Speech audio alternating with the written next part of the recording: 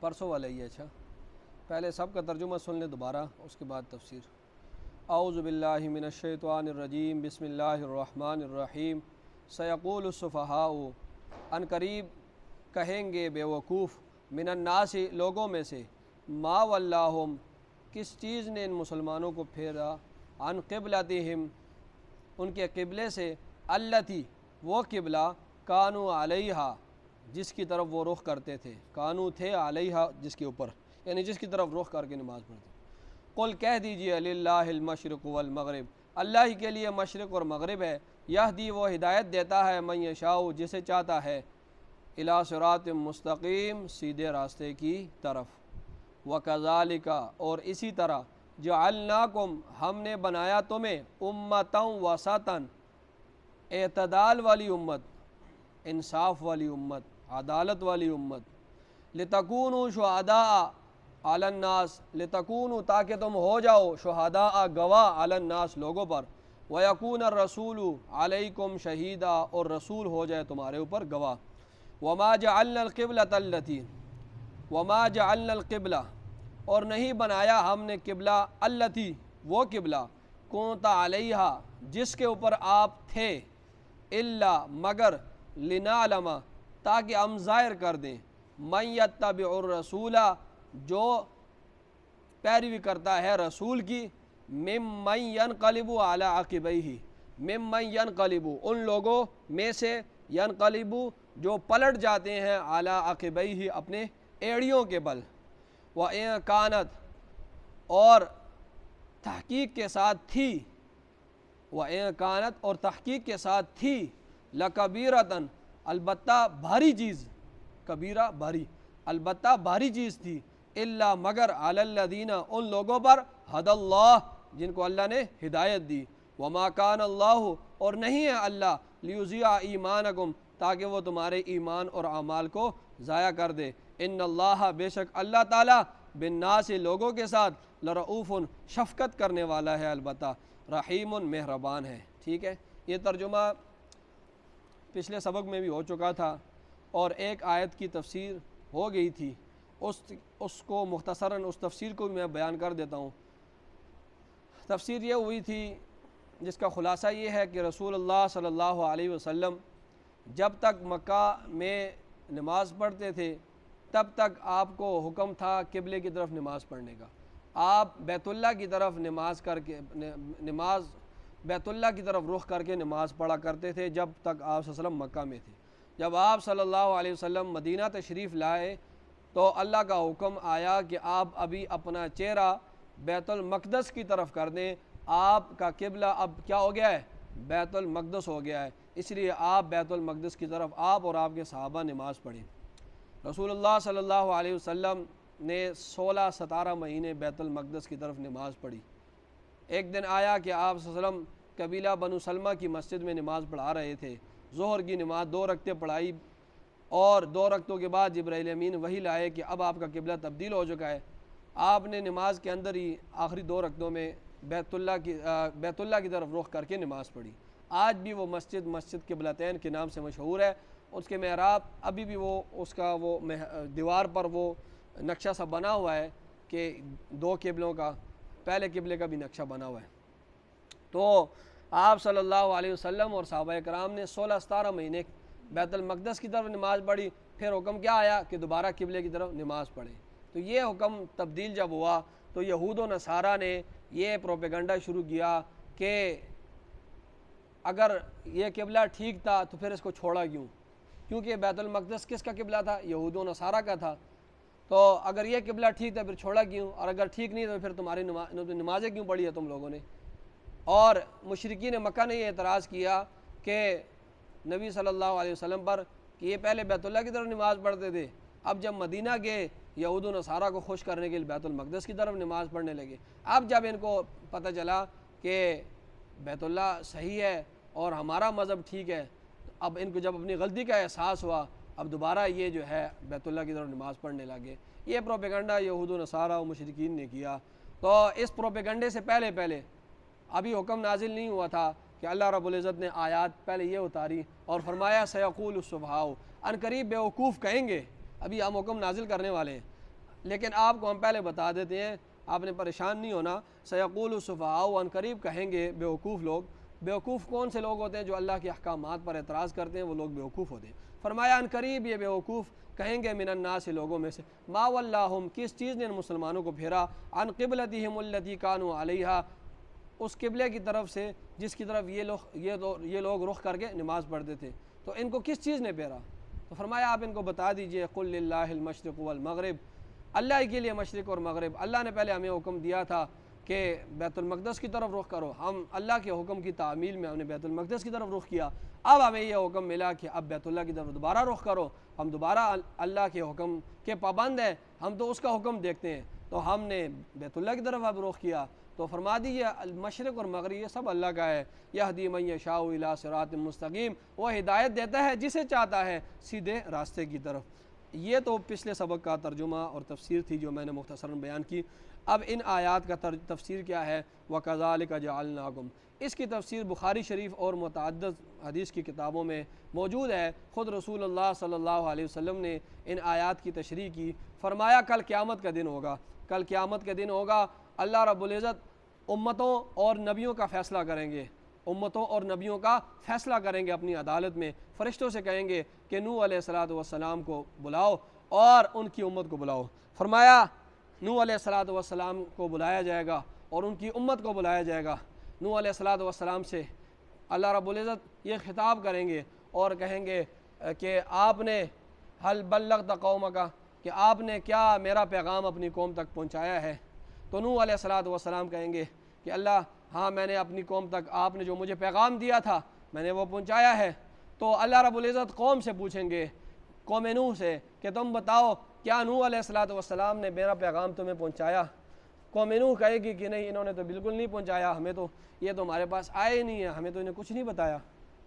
اب اللہ رب العزت پھر نوح علیہ السلام کی طرف مخاطب ہوں گے اور ان سے کہیں گے کہ آپ نے دعویٰ کیا ہے کہ میں نے پہنچایا ہے اور یہ انکار کر رہے ہیں، اور شریعت کا ضابطہ یہ ہے کہ البینۃ علی المدعی والیمین علی من انکر، کہ جو مدعی ہوتا ہے اس کے ذمہ گواہ پیش کرنا ہوتا ہے۔ جب مدعی کے ذمہ گواہ نہیں ہوتا پھر شریعت کہتی ہے کہ مدعا علیہ، کہ وہ اس پر پھر قسم آتی ہے۔ تو پہلے مدعی گواہ پیش کرے گا، اگر اس کے پاس گواہ نہیں ہوتا، شریعت کا یہ ضابطہ ہے، تو پھر جس پر دعویٰ کیا گیا ہے جو منکر ہے تو اسے کہا جائے گا اب تم قسم اٹھاؤ، کیونکہ اس کے پاس تو گواہ نہیں ہے، اب تم قسم اٹھاؤ۔ یہ عدالت کا فیصلہ، شرعی عدالت کا یہ فیصلہ ہوتا ہے۔ تو اب اللہ رب العزت نوح علیہ السلام سے کہیں گے کہ آپ کے پاس کوئی گواہ موجود ہے تو وہ لے آؤ، من یشہد لکا، کہ آپ کے پاس کون گواہ ہے، آپ کی گواہی کون دیتا ہے کہ آپ نے میرا پیغام پہنچایا ہے؟ تو نوح علیہ السلام کہیں گے محمد صلی اللہ علیہ وسلم و امتہ، کہ آپ صلی اللہ علیہ وسلم اور آپ کی امت میری گواہی دے گی کہ میں نے آپ کا پیغام پہنچایا ہے اپنی اس امت کو۔ تو نوح علیہ السلام کی قوم کہے گی کہ اللہ یہ امت تو ہمارے بعد آئی ہے، یہ امت تو ہمارے کئی بعد آئی ہے۔ دیکھیں آج نوح علیہ السلام کی قوم، اور اگر ہمیں دیکھا جائے تو 6,500-7 ہزار سال گزر گئے ہیں اس قوم کو اور ہمارے اندر۔ تو وہ یہ دعویٰ پیش کریں گے کہ گواہی تو عینی شاہد دیتا ہے، تو یہ کس طرح ہمارے گواہ بن سکتے ہیں، اور ان کو کس طرح پتہ ہے کہ آپ نے ہمیں یہ تبلیغ پہنچائی ہے، تبلیغ کا کام کیا ہے؟ تو اللہ رب العزت پھر امت محمدیہ صلی اللہ علیہ وسلم کی طرف مخاطب ہوں گے اور کہیں گے کہ قوم نوح تو یہ کہہ رہی ہے کہ آپ گواہی نہیں دے سکتے۔ تو امت محمدیہ صلی اللہ علیہ وسلم کہے گی امت کہ اگر آپ سچے ہیں اور یقیناً آپ سچے ہیں، اللہ سے یہ امت کہے گی کہ آپ اگر سچے ہیں اور یقیناً سچے ہیں، اور آپ کا نبی سچا ہے اور یقیناً سچا ہے، تو ہماری گواہی بھی سچی ہوگی، کیونکہ آپ نے قرآن میں یہ بات ارشاد فرمائی ہے، ہم نے قرآن مجید پڑھا ہے اور اس میں آپ نے یہ پیغام دیا ہے کہ لَقَدْ أَرْسَلْنَا نُوحًا إِلَىٰ قَوْمِهِ فَقَالَ يَا قَوْمِ اعْبُدُوا اللَّهَ مَا لَكُم مِّنْ إِلَٰهٍ غَيْرُهُ، کہ ہم نے نوح کو اس کی قوم کی طرف بھیجا تھا، اور نوح علیہ السلام نے اپنی قوم سے کہا تھا اے میری قوم صرف اللہ کی عبادت کرو، اللہ کے سوا کسی کی عبادت نہ کرو۔ یا اللہ آپ کی کتاب میں ہم نے پڑھا ہے آپ سچے، آپ کی کتاب سچی، پھر ہماری گواہی بھی سچی ہونی چاہیے۔ اور ہمیں رسول اللہ صلی اللہ علیہ وسلم نے بھی یہ بات بتائی تھی کہ نوح علیہ السلام نے اپنی قوم کو تبلیغ کی تھی، تو آپ کا نبی بھی سچا تو پھر ہماری بات بھی سچی ہوگی۔ تو اس وقت جب یہ امت جو ہے وہ نوح علیہ الصلوۃ والسلام کے لیے گواہی دے گی کہ نوح علیہ الصلوۃ والسلام سچ کہہ رہے ہیں اور یہ امت جھوٹ بول رہی ہے، تو اس کے اوپر اس امت کی صفائی پر رسول اللہ صلی اللہ علیہ وسلم پھر گواہی دیں گے، فرمائیں گے میری امت سچ کہہ رہی ہے، میں اپنی امت کی صفائی کی گواہی دیتا ہوں کہ میری امت جھوٹ نہیں بول رہی، میری امت سچ بول رہی ہے۔ عرض یہ ہے کہ آدم علیہ الصلوۃ والسلام سے لے کر عیسیٰ علیہ الصلوۃ والسلام ہر امت کو اللہ رب العزت بلائیں گے اور ہر امت کے ہر نبی کو بلائیں گے اور ان کے بارے میں جب فیصلہ کریں گے تو اس امت کی گواہی ہوگی، اور پھر جب یہ امت گواہی دے گی تو اس امت کی صفائی پر رسول اللہ صلی اللہ علیہ وسلم گواہی دیں گے۔ تو یہ اس امت کا ایک اعزاز ہے کہ اس امت کے فیصلے سے جو قوموں کی قسمتیں بدلیں گی اور قوموں کے فیصلے ہوں گے، اس امت کے بات کرنے سے اور اس کی گواہی سے قوموں کے بارے میں کل قیامت کے دن فیصلے ہوں گے۔ تو یہی بات یہاں پر ذکر کی، فرمایا وَكَذَلِكَ جَعَلْنَاكُمْ، اور اسی طرح ہم نے تمہیں بنایا امتاً وسطاً، اعتدال والی امت، عدالت والی امت، انصاف والی امت، تاکہ لِتَكُونُوا شُهَدَاءَ عَلَى النَّاسِ، تاکہ تم گواہ ہو جاؤ علی الناس، لوگوں پر، کل قیامت کے دن تم کیا ہو؟ گواہ ہو لوگوں پر، وَيَكُونَ الرَّسُولُ عَلَيْكُمْ شَهِيدًا، اور رسول ہو جائے تمہارے اوپر گواہ۔ پہلے گواہی امت دے گی، یہ امت پھر اس امت کی صفائی کے لیے رسول اللہ صلی اللہ علیہ وسلم گواہی دیں گے۔ فرمایا وَمَا جَعَلْنَا الْقِبْلَةَ الَّتِي كُنْتَ عَلَيْهَا، اور نہیں بنایا، وَمَا جَعَلْنَا الْقِبْلَةَ، اور نہیں بنایا ہم نے قبلہ، الَّتِي، وہ قبلہ، كُنْتَ عَلَيْهَا، جس کے اوپر آپ تھے، إِلَّا لِنَعْلَمَ، مگر لِنَعْلَمَ، تاکہ ہم ظاہر کریں، مَن يَتَّبِعُ الرَّسُولَ، جو رسول کی اتباع کرے، مِمَّن يَنْقَلِبُ عَلَىٰ عَقِبَيْهِ، ان لوگوں میں سے جو پلٹ جاتے ہیں اپنے ایڑیوں کے بل۔ جب قبلے کا حکم آیا نا تو کچے قسم کے جو لوگ تھے نا تو وہ بھی پلٹ گئے، انہوں نے کہا یہ کیا ہے، آج کہتے ہیں ادھر رخ کرو، کل کہتے ہیں ادھر رخ کرو، ہمارا پرانا مذہب سچا تھا، چھوڑو بس اس مذہب کو چھوڑو، ہم واپس اپنے مذہب کی طرف جاتے ہیں۔ تو اللہ فرما رہے ہیں ہم نے جو حکم کی تبدیلی کی ہے نا، ہم یہ دیکھنا چاہتے ہیں کہ کون کچا ہے اور کون پکا ہے۔ تو یہ جو حکم نازل ہوا تو جو کچے ایمان والے لوگ تھے، کچے قسم کے لوگ تھے، تو وہ مرتد ہو گئے اور انہوں نے کہا یہ کیا ہے، کبھی اس طرف رخ کبھی اس طرف رخ، تو اس کا تو پتہ ہی نہیں چل رہا، تو اس لیے ہم چھوڑتے ہیں۔ فرمایا وَإِن كَانَتْ لَكَبِيرَةً، اور البتہ یہ قبلے کی طرف رخ کرنا یہ البتہ بھاری چیز تھی۔ دیکھیں ایک انسان کو آپ ایک حکم دیتے ہیں، وہ ایک حکم کی طرف رخ کر کے ایک حکم کو مان رہا ہوتا ہے، پھر اگلا حکم ڈائریکٹ کرتا ہے کہ یہ اب اس کو چھوڑو، اب یہ والا حکم اس پر عمل کرو، تو یہ چیز بھاری ہوتی ہے انسان کی طبیعت پر۔ اب ایک طبیعت عادی ہو جاتی ہے ایک چیز کی، اب دوبارہ اس کو حکم دیا اب اس کو چھوڑ دو، تو یہ چیز انسان کے نفس پر بھاری ہوتی ہے۔ تو فرمایا وَإِن كَانَتْ لَكَبِيرَةً، یہ قبلے کی طرف رخ کرنا، یہ بیت اللہ کی طرف رخ کرنا البتہ کیا تھی؟ بھاری چیز تھی۔ فرمایا بھاری تو تھی، الا مگر علی الذین ھدی اللہ، ان لوگوں پر نہیں تھی جن کو اللہ نے ہدایت دی۔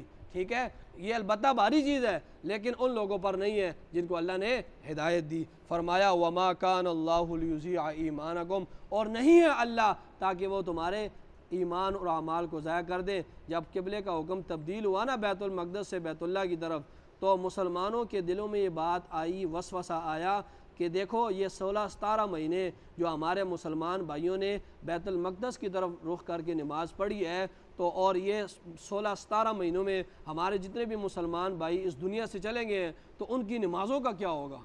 اب تو بیت اللہ کی طرف حکم آ گیا ہے، تو انہوں نے جو 16-17 ہم تو چلو زندہ ہیں، ہم ان نمازوں کو لوٹا دیں گے دوبارہ، تو آیا ان جو مسلمانوں نے 16-17 مہینے بیت المقدس کی طرف رخ کر کے نماز پڑھی ہے اور وہ مر چکے ہیں، اب وہ تو اپنی نماز کے دوبارہ لوٹا نہیں سکتے، اب ان کی نمازوں کا کیا ہوگا؟ تو اللہ رب العزت نے یہاں پر یہ بات کہی کہ دیکھو اصل بات یہ ہے کہ ایمان وہی معتبر ہے جو اللہ کی مرضی کے مطابق ہو، ٹھیک ہے، اور عمل وہی معتبر ہے جو شریعت کے مطابق ہو۔ پہلے شریعت کا حکم کیا تھا کہ بیت المقدس کی طرف رخ کرو، وہ جرم نہیں تھا، وہی شریعت کا حکم تھا، وہ جرم نہیں تھا جس کی وجہ سے اللہ کسی کے اعمال کو ایمان کو ضائع کر دے۔ اور اب حکم کیا ہے؟ بیت اللہ کی طرف رخ کر کے نماز پڑھو۔ یہ جو حکم میں تبدیلی ہوتی ہے یہ اس وجہ سے نہیں ہوتی ہے کہ اللہ رب العزت کسی کے ایمان کو کسی کے اعمال کو ضائع کر دے، یہ اس وجہ سے ہوتی ہے کہ اللہ دیکھنا چاہتے ہیں، ظاہر کرنا چاہتے ہیں کہ کون کیل و کال کرتا ہے اور کون نہیں کرتا، کون جو ہے حکم آتا ہے وہ سر جھکا کر اللہ کے حکم پر عمل کرتا ہے، اور کون یہ ہے کہ جو چوں چرا کرتا ہے۔ فرمایا وَمَا كَانَ اللَّهُ لِيُضِيعَ إِيمَانَكُمْ، نہیں ہے اللہ کہ لِيُضِيعَ إِيمَانَكُمْ تمہارے ایمان اور اعمال کو ضائع کر دیں۔ جو تم نے وہاں پر نمازیں پڑھی ہیں وہ بھی قابل قبول، اور جب اب یہاں پر پڑھو گے بیت اللہ کی طرف، یہ بھی قابل قبول ہے۔ ان اللہ، بے شک اللہ تعالیٰ، بالناس لوگوں پر، لرؤوف البتہ شفقت کرنے والا ہے، رحیم مہربان ہے۔ اللہ تعالیٰ ہم سب کو قرآن سمجھ دے۔ آمین۔ الحمدللہ رب العالمین والعاقبۃ للمتقین والصلاۃ والسلام علی سید الانبیاء والمرسلین۔ ربنا آتنا فی الدنیا حسنہ وفی الآخرۃ حسنہ وقنا عذاب النار۔ صلی اللہ علی النبی۔